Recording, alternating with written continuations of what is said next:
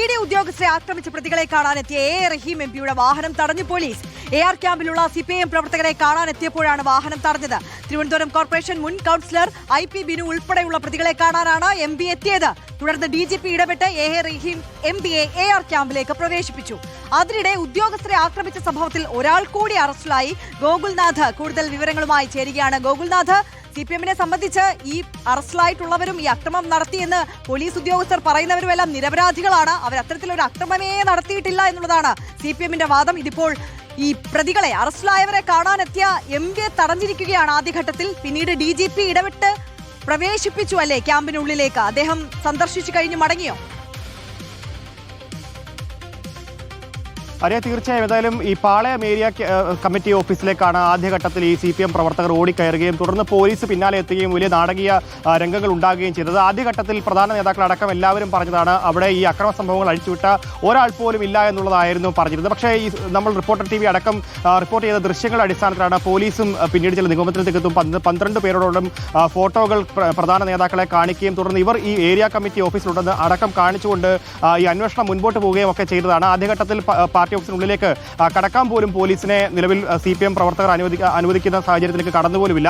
അതിനുശേഷമാണ് പിന്നീട് IP ബിനുവിന്റെ അടക്കം ദൃശ്യങ്ങൾ പിന്നീട് പ്രചരിക്കുകയും അതിന്റെ അടിസ്ഥാനത്തിൽ പരിശോധന അടക്കം നടത്തുകയും IP ബിനു ഒളിവിൽ പോവുകയും ചെയ്യുകയും ചെയ്തത്. തുടർന്ന് ഇന്ന് വൈകിട്ടോടെയാണ് IP ബിനു മ്യൂസിയം പോലീസ് സ്റ്റേഷനിലെത്തി കീഴടങ്ങുന്ന ഒരു സാഹചര്യത്തിലേക്ക് കാര്യങ്ങൾ നീങ്ങുകയും ഒക്കെ ചെയ്തത് എന്നുള്ളതാണ്. എന്തായാലും IP ബിനു അടക്കമുള്ളവരെ ഇപ്പോൾ നിലവിൽ AR ക്യാമ്പിലേക്ക് മാറ്റിയിരിക്കുകയാണ്. പ്രതികളെ ആകെ 14 ദിവസത്തേക്ക് റിമാൻഡ് ചെയ്തിരിക്കുകയാണ്. അതിന്റെ അടിസ്ഥാനത്തിലാണ് ഇപ്പോൾ എ റഹീം MPയും മുതിർന്ന CPM നേതാക്കളടക്കമുള്ളവർ ഈ പ്രതികളെ കാണാനായി AR ക്യാമ്പിലേക്ക് പ്രവേശിക്കാൻ വേണ്ടി എത്തുകയും തുടർന്ന് ഇവരുടെ വാഹനങ്ങൾ പോലീസ് ഇടപെട്ട് തടയുകയും ഒക്കെ ചെയ്തത്. കുറേയേറെ മണിക്കൂറുകൾ തടഞ്ഞു വെക്കുകയും തുടർന്ന് DGP ഇടപെട്ടുകൊണ്ടാണ് MPയുടെ വാഹനം അടക്കം ഇപ്പോൾ നിലവിൽ ഈ AR ക്യാമ്പിനുള്ളിലേക്ക് പ്രവേശിപ്പിക്കുകയും തുടർന്ന് ഈ പ്രവർത്തകരെ കാണാനുള്ള ഒരു സാഹചര്യം കൂടി ഒത്തതെന്നുള്ളതാണ്. എന്തായാലും ഇപ്പോൾ നിലവിൽ ഈ ED ഉദ്യോഗസ്ഥരെ ആക്രമിച്ച സംഭവവുമായി ബന്ധപ്പെട്ട് 19ഓളം പേരെയാണ് നിലവിൽ അറസ്റ്റ് ചെയ്തിരിക്കുന്നത്. ഇന്ന് മാത്രം 14ഓളം. ഏറ്റവും ഒടുവിൽ ഒരാൾ കൂടി അറസ്റ്റിലായിരിക്കുന്നു എന്നുള്ള വാർത്ത വരികയാണ്. നമ്മൾ കണ്ടതാണ് നേരത്തെ വൈകുന്നേരമാണ് IP ബിനു ഈ കേസിൽ നേരിട്ടെത്തി കീഴടങ്ങുന്നത്. അതിനുശേഷം അറസ്റ്റ് രേഖപ്പെടുത്തുകയായിരുന്നു. ഇപ്പോൾ ഒരാൾ കൂടി അറസ്റ്റിലായി എന്ന് പറയുമ്പോൾ